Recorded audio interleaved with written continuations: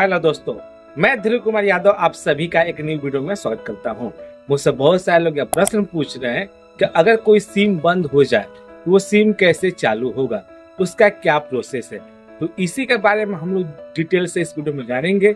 So video को पूरा जरूर देखिएगा। चलिए वीडियो को शुरू करते हैं। सबसे पहली चीज, सिम बंद होने का बहुत सारे कारण हो सकते हैं। जैसे हो सकता है कि आपका सिम चोरी हो गया हो, आपका सिम कहीं गुम हो गया हो, या आपने बहुत दिन से सिम को यूज न किया हो, उस वजह से डीएक्टिवेट हो गया हो या बंद हो गया हो। तो सबके लिए अलग अलग तौर तरीके हो सकते हैं। जैसे कि अगर सिम चोरी हो गया है या गुम हो गया है तो ऐसे केस में अक्सर लोग ये एफआईआर की जरूरत पड़ती है।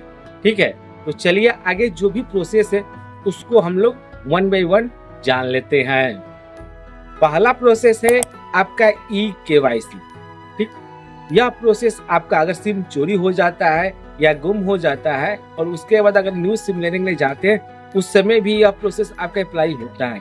एक प्रकार से यह आपका यूनिवर्सल प्रोसेस मान सकते हैं। किसी भी कंडीशन में अगर आप सिम को लेने के लिए जा रहे हैं तो उस सिम में इस तरीके को यूज किया जाता है।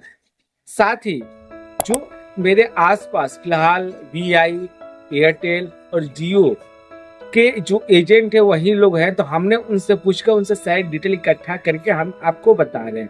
मेरे आसपास कोई बीएसएनएल का एजेंट नहीं है, इसलिए बीएसएनएल के बारे में ज्यादा डिटेल नहीं दे पाएंगे। ठीक है, तो हो सकता है कि बीएसएनएल के लिए अलग तरीका हो, बाकी वीआई, जियो और एयरटेल के लिए सेम तरीका है। तो इसमें अगर आपका सिम चोरी हो गया है या गुम हो गया है, ठीक है, तो आपको एजेंट के पास जाना होगा। यानी जो लोग भी सिम चालू करते हैं उनके पास आपको जाना पड़ेगा, या जो भी आपके पास सिम है उनका जो भी स्टोर है उसके पास जाना पड़ेगा। वहां पे कुछ चीजों की जरूरत पड़ती है। ठीक है, जैसे कि आपको अपना आधार कार्ड लेकर जाना पड़ेगा। आधार कार्ड से जो अटैच मोबाइल नंबर होता है उसकी भी जरूरत पड़ती है। साथ में यहाँ पे जो यह प्रोसेस है टाइम टू टाइम थोड़ा बहुत चेंज होता रहता है।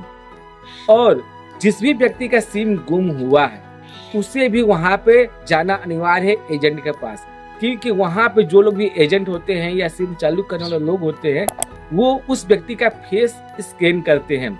इसलिए जिस भी व्यक्ति का सिम गुम हुआ है या चोरी हुआ है या जिस भी सिम को चालू करना है उस व्यक्ति को वहां प्रेजेंट टाइम में रहना होगा। उसका आधार कार्ड भी होना चाहिए और साथ में उसका उस आधार से जुड़ा हुआ जो भी मोबाइल नंबर है वह भी होना चाहिए। इस प्रोसेस में आपका लगभग 30 मिनट से लेकर 1 घंटे का टाइम लगता है। और जैसे सारे प्रोसेस हो जाते हैं तो 30 मिनट से लेकर 1 घंटे के अंदर जो भी आपका सिम है नॉर्मली चालू हो जाता है।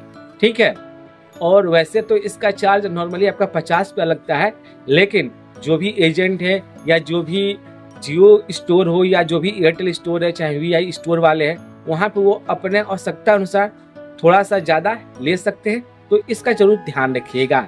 चलिए जो दूसरा तरीका है उसको हम लोग जान लेते हैं। दूसरा होता है आपका डी-केवाईसी यानी डॉक्यूमेंट केवाईसी। नॉर्मली यह प्रोसेस आपका अगर सिम पोर्ट होता है उस समय भी यूज होता है, या कुछ लोग अगर आपका सिम किसी कारण से बंद हो गया उसमें भी यूज करते हैं। तो यहाँ पे आपका जिस भी व्यक्ति का अगर सिम बंद हुआ है उसका ओरिजिनल आधार कार्ड नॉर्मली जरूरत पड़ता है। यानी आपने यह ध्यान दिया होगा कि काफी लोगों के पास जो भी ये आधार कार्ड होता है वो इंटरनेट से निकलवाया हुआ होता है। तो अक्सर ऐसे कार्ड यहाँ पे यानी ऐसे आधार कार्ड एक्सेप्ट नहीं किए जाते हैं। हो सकता है कि कुछ लोग एक्सेप्ट कर ले। नॉर्मली अगर आपको ऐसा कुछ हुआ है या सिम गुम हुआ है या पोर्टिंग करवाना है तो जो भी आपके पास ओरिजिनल आधार कार्ड हो उसे जरूर एजेंट के पास लेकर जाइएगा, जिससे कि आपको किसी भी प्रकार की कोई भी दिक्कत ना हो। साथ में यहाँ पे एक अल्टरनेट नंबर की भी जरूरत पड़ती है। अगर एक जो नंबर आपका बंद हो चुका है उसके सिवा भी एक दूसरे नंबर की जरूरत पड़ती है। वहां पे आपको हो सकता है कुछ ओटीपी आए या कुछ मैसेज आए, तो इसलिए उस नंबर की जरूरत पड़ती है। जिस भी व्यक्ति का सिम बंद हुआ है उसे वहां पे रहना अनिवार्य है। इस प्रोसेस में भी उस व्यक्ति का वो फोटो लाइव खींचा जाता है, इसलिए उस व्यक्ति का वहां पर रहना अनिवार्य है। इसमें भी आपका नॉर्मली 50 रुपये का चार्ज लगता है। बाकी जो भी एजेंट है या जो भी स्टोर वाले हैं वो थोड़ा सा ज़्यादा ले सकते हैं।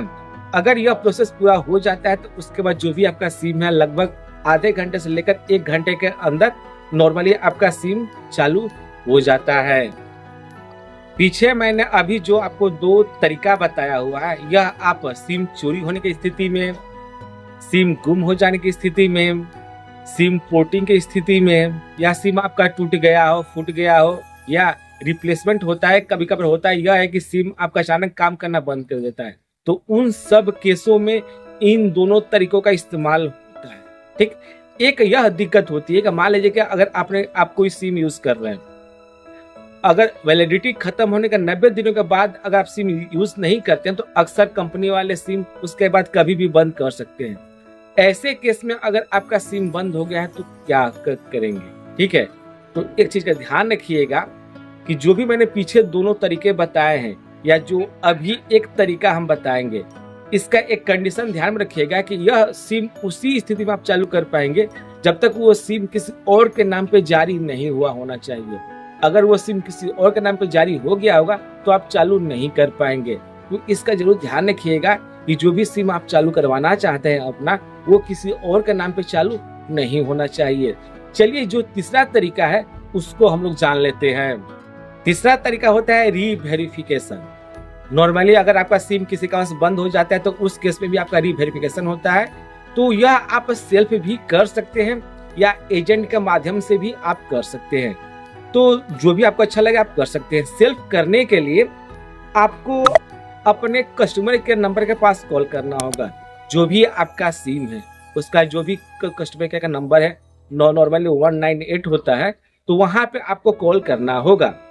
कॉल करने के बाद जो भी आपके कस्टमर केयर होंगे आपसे डिटेल मांगेंगे।